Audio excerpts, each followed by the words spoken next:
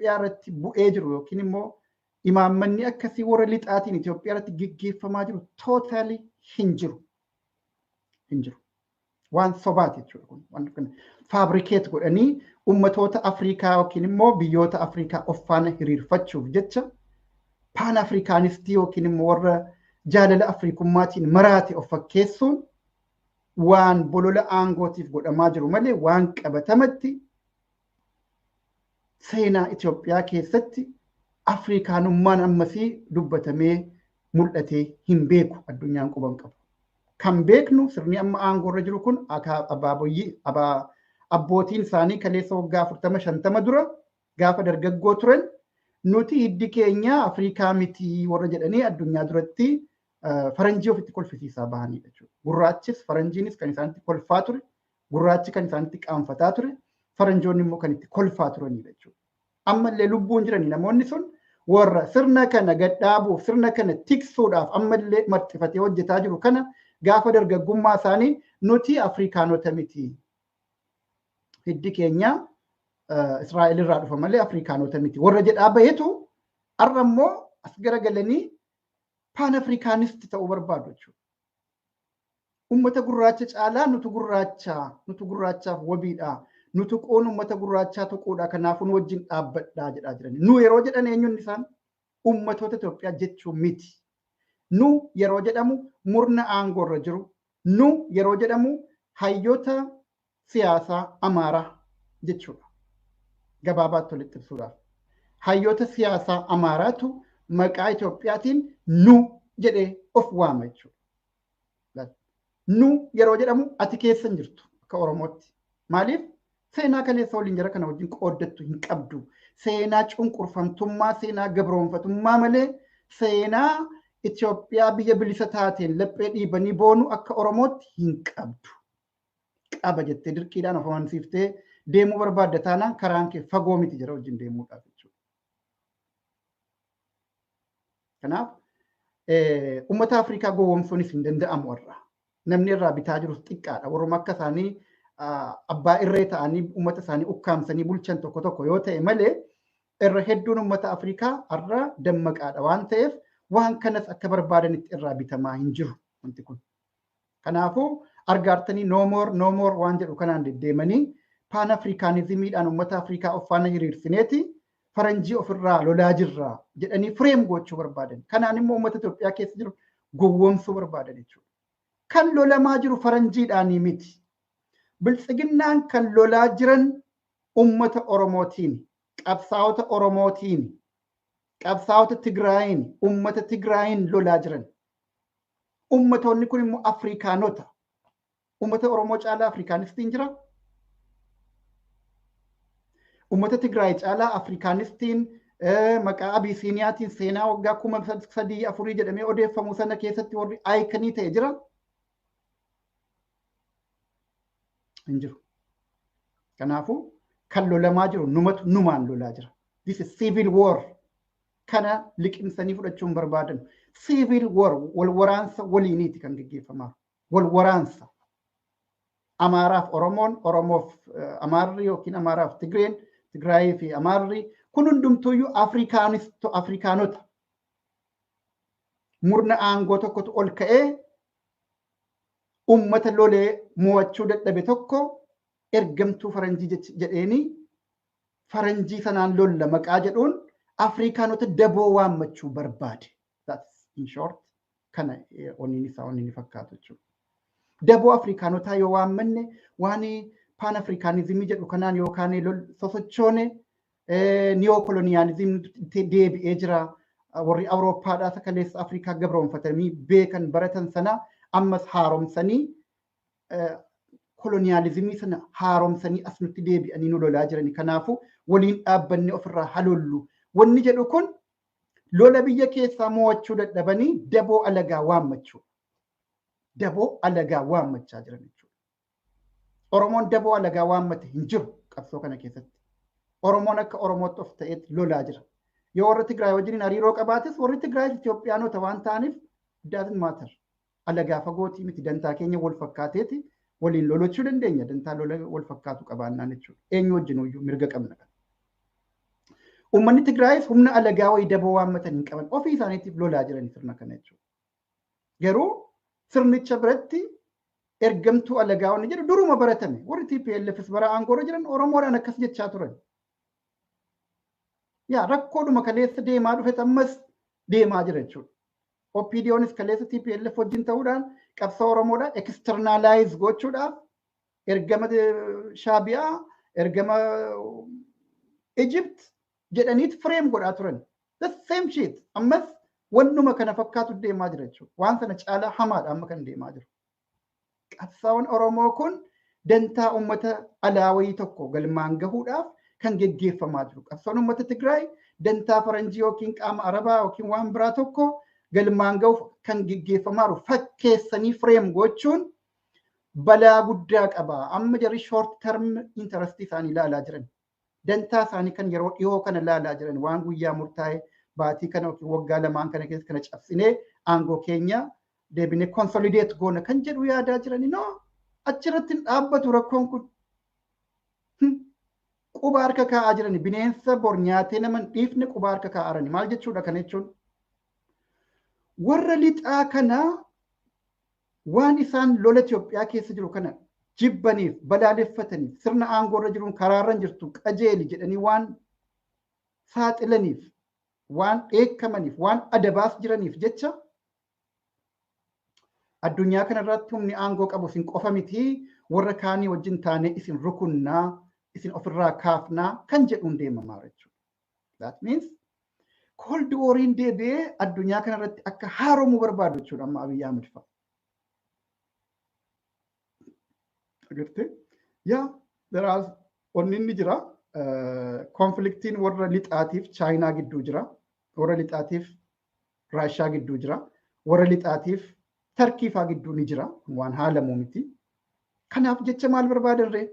Tarkiirraa gargaarsa waraanaa, Chaayinaarraa immoo gargaarsa poolitikaa fi dinagdee ta'uu danda'a. Kana barbaadan.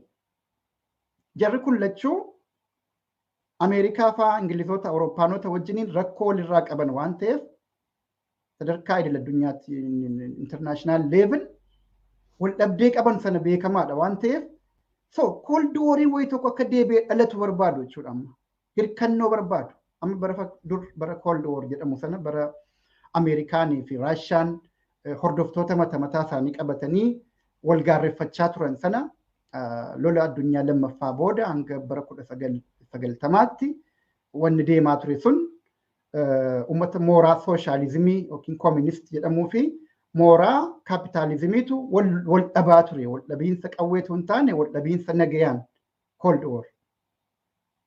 Wanta akka sanaa sun amma hin jiru iron curtainiin sun tarsa'eera. Haa ta'u malee arrayyuu immoo ispiriitiin sun ni jira. Afuurri sun ammallee Raashaadhaaf Ameerikaa faa gidduu afuurri waliigalteedhaa hin jiru beekamaadha kun. Amma gama Raashaatiin Chaayinaa faatu jiranii, Tarkii faatu jiranii, uummata biyyoota adda addaa kana jiranii. Jarri kun Westii wajjiniin indirectly lola keessa akka jiran beekamaadha. Biyyoonni ijjeettiin akka Itoophiyaa kun ammoo diktaatoroonni isaanii yookiin abbootiin irree isaanii gaafa aangoo isaanii irratti yaaddoon itti dhufte kaardii kanaan taphachuu barbaadu jechuudha. Wal dhabdee addunyaa irratti sadarkaa state system leveliitti jiru sana capitalize godhachuudhaaf isa sanatti fayyadamanii aangoo isaanii consolidate godhachuudhaaf diinota isaanii rukutanii aangoo isaanii secure godhachuudhaaf politikaa hamaa bor balaa guddaa balaadhaaf nama saaxilu guddaatti harka naqataa jiru jechuudha. Arra Tarkiin dhimma Itoophiyaa keessa seentee jirti. Chaayinaan qabatamatti dhimma Itoophiyaa keessa seentee jirti. Raashaan amma kana miti haa ta'u malee seentee jirti sunillee. Biyyoonni akka Arabaa adda addaa seenaniiru, especially UAE seenteetti, Arab Emirates. Jarri kun yeroo seenan waan fuulduratti biyya kana keessaa argachuu barbaadan qabu jechuudha. Iraan faa seenaa jirani. Wanni amma Itoophiyaatti proxy war yookiin immoo lola alkallattii kan warri lixaatii fi faallaa isaanii warri raayivaal isaaniif ta'e alkallattiidhaan Itoophiyaa keessatti wal lolanu ta'ee dirree taateetti Itoophiyaan jechuudha.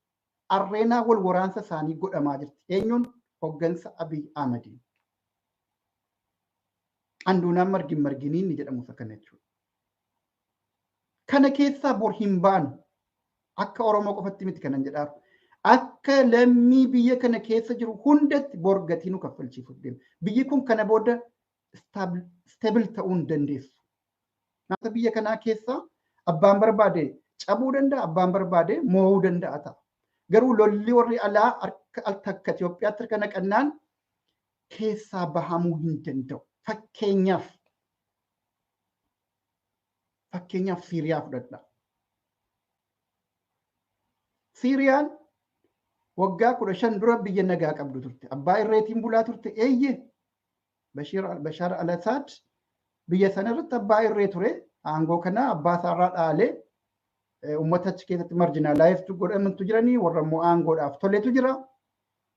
Haa ta'u malee biyyattiin nageenya qabaachuu turte amma tokko jechuudha. Cunqursaana jiraatu malee. Amma garuu maaltu ta'e? Warri lixaa harkatti dhahaniiru. Warra lixaa sana faallessuuf jecha Bashaar al-Assad maal godhe?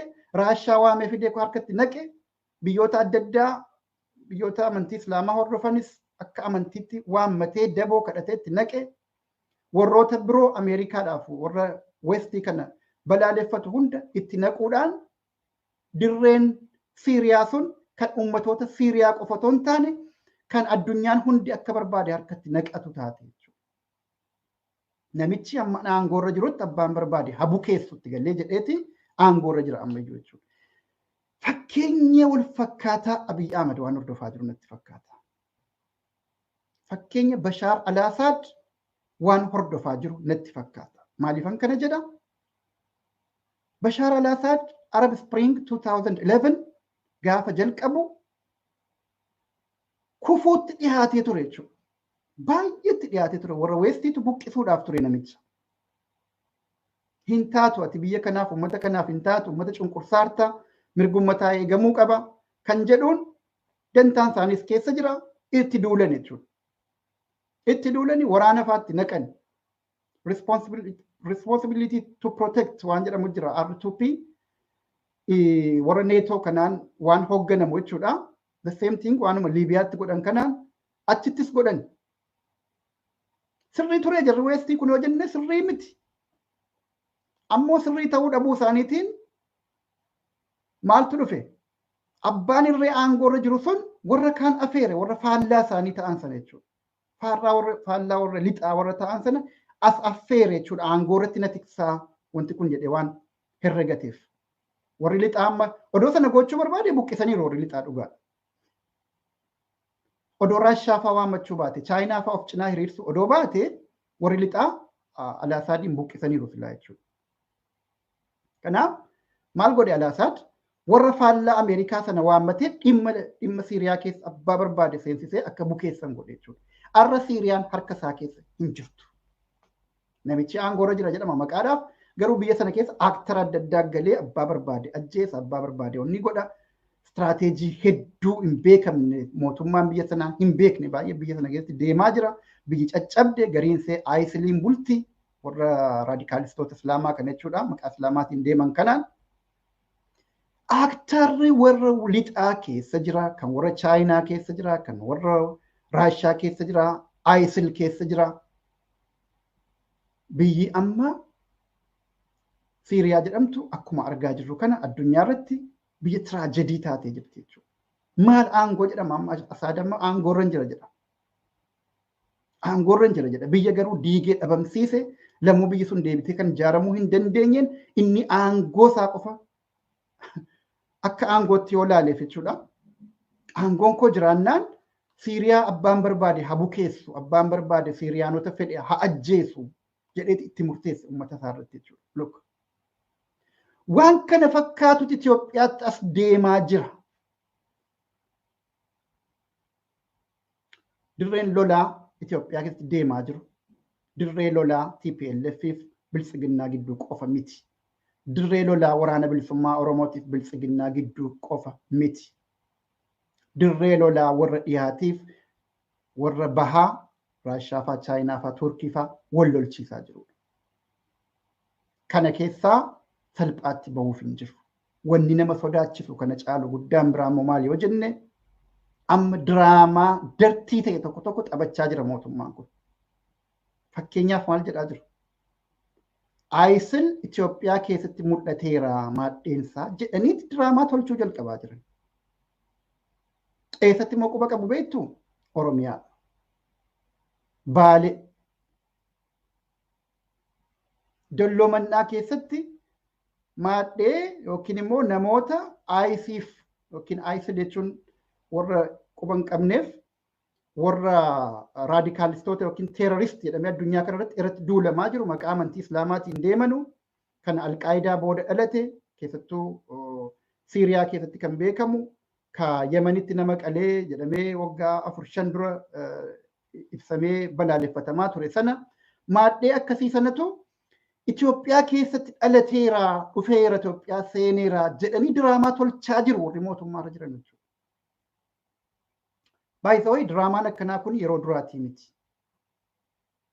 Mallas Zeenaawis bara lubbuun jiru Baaleetti quba qabuudhaan maadheen alqaayidaa Baalee keessatti argameera jedhee olola tolchuu jalqabee ture. Garuu olola sanaan otoo baay'ee hin deemin ofii isaatii du'e namichi. Cubbuu Oromoo irra kaa'uun kun al tokko tokko yerootti akkasitti harka abbichaa deebi'ee nyaatu qabaachuu danda'a. Ammas mootummaan Abiy Ahmed fakkeenya fakkaataa hordofaa jira. ISIL Itoophiyaa keessatti mul'ateera jedhaniiti maal gochuu barbaadan kanaan yoo jettan qabatamaatti gabaabaaf ifaa ta'e maanni warra lixaa kan fuula dhowwatan sana deebisanii fuula irraa bitachuudhaaf kun godhamaa jira. Kana dubbii. Wanti ittiin warra lixaa kana deebifnee harkatti galfannu aangoorraa na buqqisuudhaa warra barbaadu kana warra uummata mormitoota kiyya wajjin dhaabbatee ana asirraa kaasuu barbaadu kana akkamittan deebisee harkatti galfadha kan jedhu sanaaf diraamaa akkanaa tolchuutu barbaachisaadha. ISIL argameera as keessatti Al-Shabaab fa'aa dhufeera jechuu danda'u ta'a. Al-Qaayidaan asitti argameera jechuu danda'u ta'a. Kanaaf immoo dirreennuuf mijataa jedhanii yaadan eenyu akka ta'e beektu Oromiyaadha. Oromiyaadha. Kunis sababa mataasaa qaba. Amma fakkeenyaaf Somaalee keessa naannoo Somaalee keessatti mul'ate jechuun barbaanne beektu. Yeroo baay'ee hafuura akkasitti dhiyaatu jedhamee warri shakkamu hafuura Al-Shabaab kanatti dhiyaatu jedhamee warri shakkamu Somaalota. Keeniyaa Ugaandaa fakkeenyaaf Somaaleen Ameerikaa lammii Ameerikaa ta'e Ugaandaa seenuu hin danda'u. Biyyoota adda addaa seenuu hin danda'u. Maaliif Al-Shabaabitti shakkama waan ta'eef. Seeruma baafatanii dhorku biyyoonni Afrikaa tokko tokko jechuudha. So naannoo Somaalee Itoophiyaa keessatti wanta akkanaa argame maaliif jechuudha dhiisanii Oromiyaa filatan isinitti fakkaata. Kaayyoo qaba. Wanta godhameef qaba. Somaalii rijiniitti argame wanti kun yoo jedhani tokkoffaa uummata naannoo sanaa Mustafeen akka gaariitti qabeefii jira waan ta'eef gama sanaan lolatitti ka'aa waan sana waan achiin nagaan jiru sana jalaa busheessa jechuudha. Tokko kana. Inni Oromiyaatti quba qabanu kuni garuu kaayyoo babadhaa 2-3 qaba. Tokko Oromootu daayivarsiidha. Amantii adda addaa qaba ofii isaatiif Oromoon. Waan dhimma amantii irratti salphaatti Oromoo walitti garagalchuu danda'ama. Walitti garagalchanii wal lolchiisuu danda'ama. Wanti jedhu kuni warra nafxanyootaa biratti fudhatama guddaa argateera. Akkasitti amananiiru. Kanaaf Oromiyaa keessatti ISILiin argame yoo jedhame Oromoon amantii adda addaa qaba malee Musliima qofa miti waan ta'eef Musliimnis yaada kana hin fudhatu waan ta'eef Islaamummaan Oromoon hordofu Islaamummaa raadikaalistummaa akkasirraa fagoodha. Islaamummaa nagayaati. Amantii Islaamaa suma dhugaa isuma durii beekamu sana bifa dhugaa ta'een hordofa uummanni Oromoo malee isa nama gorra'uu waan adda addaa biyya alaa kanarratti arginu teeroristummaa nama balleessanii badanii balleessuu saayid attaak kun fudhataman qabu Islaama Oromoo keessatti jechuudha. Kana amma balaan jarri fidaa jiran maal inni Oromoo tokko kanaan maqaa baasaa jiran. Oromoo amantii Islaamaa hordofu amma maal gochuu deemaa jiru jechuudha. Qaama alaatii wajjiniin attach godhaa jiran jechuudha. Qaama ambaa qaama alagaa wajjiniin associate godhanii Oromoo walitti shakkisiisuu barbaadu. Oromoo isa Islaama, isa Kiristiyaana ta'ee fi isa waaqeffataa ta'e, isa amantii fedhe hordofu fi Oromoo Musliimaa walitti gaarreeffachiisuu barbaadu. Because eenyunuu isiliin hin barbaadu. Akka Musliima tokkotti ani hin barbaadu fakkeenyaaf.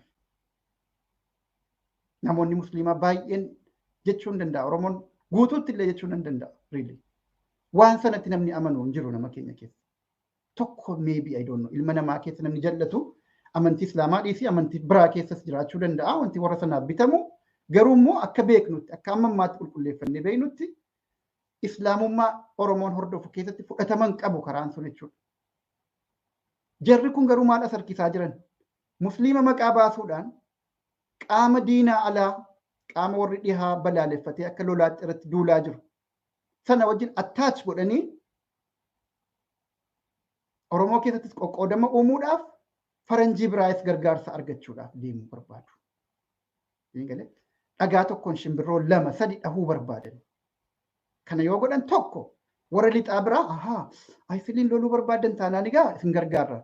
Duraan achirraa isin kaasuu barbaannee turre aangoon keessanii biyya takka tasgabbeessaan jiru inni yaadnee turre amma kanarratti ejjennoo cimaa qabdu taanaan isin wajjin dhaabbanna maal isin gargaaru akka jedhamu barbaada. Agartee?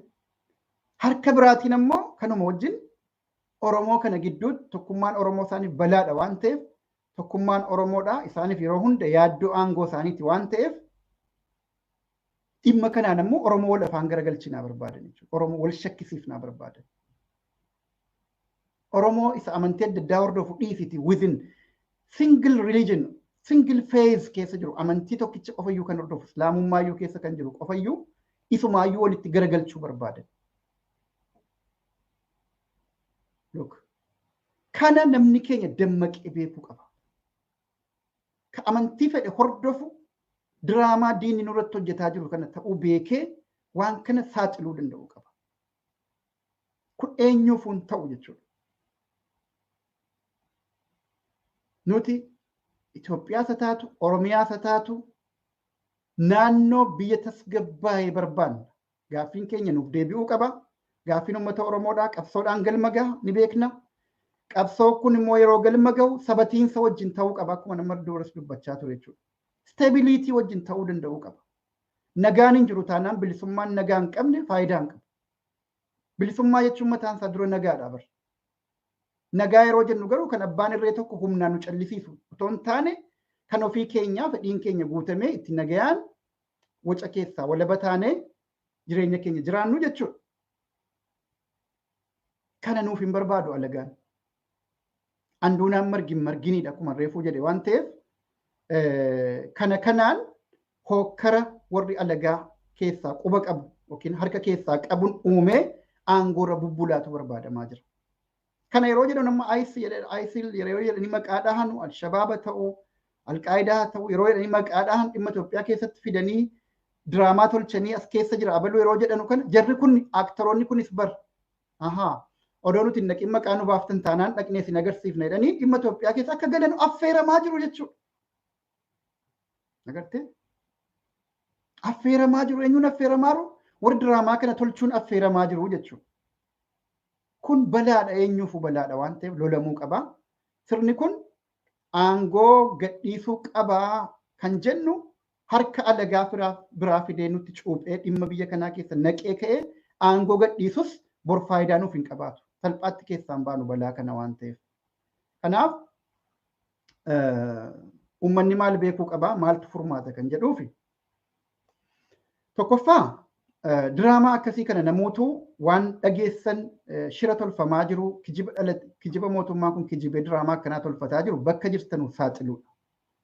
Saaxilaa infoormeeshinii argattan miidiyaalee Oromootiif haa ta'u miidiyaalee qabatamoo sagalee uummataa ta'aniif ergaati saaxilaa nuufis ergaa. Kijiba mootummaa kanaa waan saaxilu kamuu argannaan tuffattanii biran darbinaati saaxilaa miidiyaatti jechuudha. Keessattuu wanti kun barbaachisaadha. Amma dalloo mannaa irratti diraamaan kun tolfamaa jira. Warri dalloo mannaa dubbii kana saaxilaa. Cal jettaniin dhaggeeffatinaan laalina. Oromoon baalee akka jirtanutti yeroo lammaffaadha baalee irratti kan xiyyeeffatamu. Maaliif baaleen filatan baay'ee nama ajaa'iba bara. Uummata nagayaa amantii isaa hordofu uummata nama biraa tuqee hin beekne qabsoo sabboonummaa isaatiif immoo uummata hin araaramne waan dhimma sabboonummaa irratti waan itti dhufuuf hin araaramne kana maqaa yakkuudhaaf achirraa jalqabani malee Oromiyaa hunda keessa deemuu danda'u. Oromoo qofatu hin taane kutaa biraa riijinii bira biyya kanaa adda addaa keessa dhaqee diraamaan kun tolfamuuf deema. Kanaafuu kijiba sirna kanaa kana saaxiluu barbaachisa. Lolli sirna kana irratti goonu lola ofirratti hirkannoo ta'uu qaba. Uummanni Oromoo qabsoo mataa isaa ofirratti hirkateeti kan lola geggeeffataa jiru. Ammas kanuma irratti cichee danda'eetti fufee deemuu qaba jechuudha. Gargaarsa alagaa yeroo argannu gargaarsa shirarraa walaba ta'e yoo arganne bareedaa. Gargaarsa harka dhimma fidanii dhufanii biyya keenya keessa harka naqatanu taanaan garuu hin ta'u jechuu danda'uu qabna jechuudha. Maal hanqanneeti nuti namatti hirkannu? Oromoon takkaa qabsoo isaatiif alagaatti hirkatees hin beeku. Ofirratti hirkatee lolee bilisoomuu ni danda'a waan ta'eef hirkata nama biraa alagaa kamuyyuu nu barbaachisu jechuudha. Diina mataarra nu jiru kan alagaa fidee dhimma keenyatti galchaa jirus ammoo dhaabbadhu jechuun saaxiluu barbaachisa. Keessattuu beektonni keenya kanarratti hojii gahaa hojjechuu qabdan. Hundi keenya kanarratti hojjechuu qabna jechuudha. Saaxiluudha amma waan dandeenyu amma waan danda'u waan hin beekuun dubbachaa jira. Warri waan kana beektan bahaa dubbadhaa miidiyaa Oromoo adda addaa irratti dubbadhaa. Saaxilaa. Yoo yeroodhaan saaxilan malee gaarii miti booda jechuudha. Kanaafuu shira guddaa tas deemaa jira.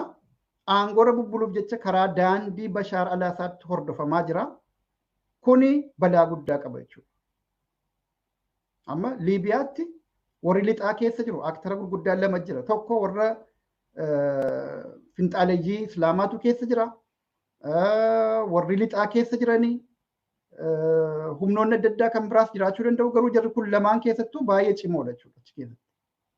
Amma biyyi sun kana booda biyya abbaa taatee lammiin Liibiyaa tokko biyya tasgabbeessee bulchuudhaaf qormaata guddaatu fuuldura isaa jiraata jechuudha. Namni cimaan tokko illee too ba'e. Maaliif uummanni qoqqoodameera ilaalcha ideoloojiin uummataa qoqqoodameera gariin amantiidhaan raadikaalaayizdi ta'eera gariin warra lixaa wajjiniin dhaabbateera kun akkamitti akka walitti deebi'ee biyya tokko biyya Liibiyaa tokkitti ta'ee deemuu danda'u hin beeknu. Waa'ee Itoophiyaa irratti tokkummaa Itoophiyaa jiraachisuun miti kanan dadhabaa jiru. Dhimma koo miti sun. Wanni dhimma kan koo ta'u guddaan bilisummaa Oromooti. Ittaansee Oromiyaa saba toofte, Oromiyaa tokkoomte.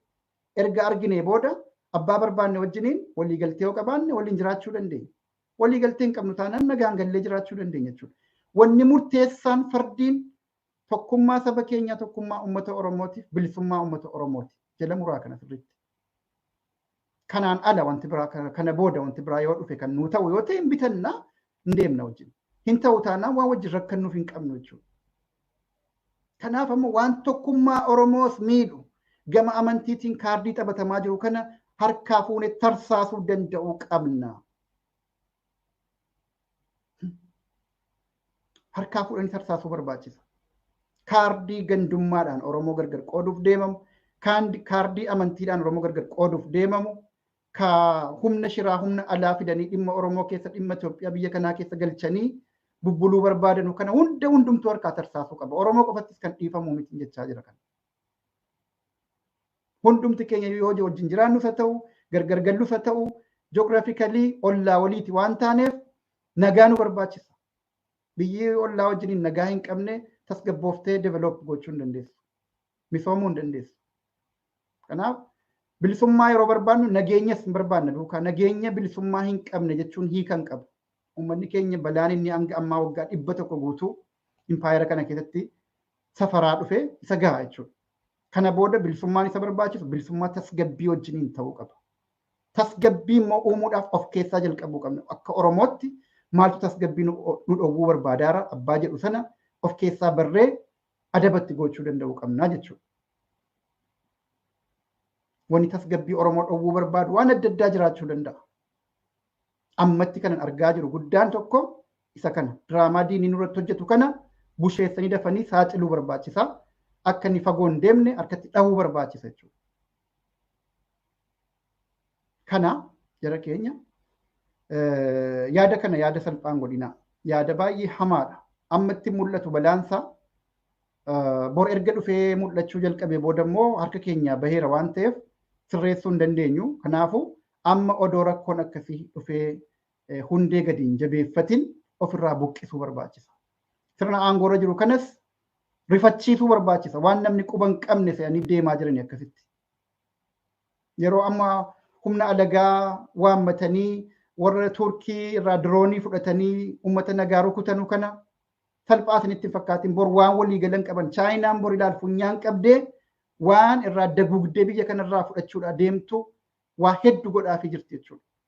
Kun sirni kun erga bor deemee booda abbaan aangootti dhufu kamuu funyaan qabameeti waan chaayinaan barbaaddu sana guutuufiif deema jechuudha. Kanaafuu warra lixaa ofirraa rukunnaatti biyya kana kasaaraa guddaa kasaaraa nageenyaatii fi kasaaraa dinagdee isheen keessaa bahuu hin dandeenyetti naqaa jira jechuudha sirni kun. Kanammoo waloodhaan irratti duuluu barbaachisa. Ibin warri mootummaa kana keessa jirtanullee har'a hin laalinaa. Barcuma yeroodhaaf irra jirtanu kana hin laalinaa. Boor ilmaan keenyaaf maaltu dhufaa jira? Egeree keenyaaf maal ta'uu danda'a? Wanti kun kan jedhu laala. Har'a nyaadheen bor du'a jettanii akka harreetti hin yaadinaa. Harree qofatu akkasitti yaada. Ilmi namaa waan egeree isaa yaada. Dhaloota mataa ofiitiif qofa otoo hin taane dhala kiyyaaf bor maalan dhaalchisa kan jedhu yaada jechuudha. Dhalli keessan bor haala nagaa hin qabne keessatti haala isin yakkamoo taatanii seenaa keessatti beekamtan keessatti dhala jireenyitti hadhaa'u taati. Kanaafuu dhala keessaniif illee yaada yoo xiqqaate jechuudha. Kanaaf kanuman jedhaa rakkoo biyya kanaa internationalize gochuun yookiin immoo idil addunyoomsanii rakkoo addunyaa waliigalaa iddootti addunyaan humnoonni addunyaa adda addaa irratti wal lolanu taasisuun kun balaan isaa dhaloota kana qofaaf utuu hin taane dhaloota bor dhufuuf hafaa jechuudha. Kanaafuu shira deemaa jiru kana immoo beekuu barbaachisa. Abiy Ahmed Bashaar al-Assad Afrikaadhaa akka hin taane ammumarraa dhaabsifamuu qaba. Kana kan jechuu barbaannu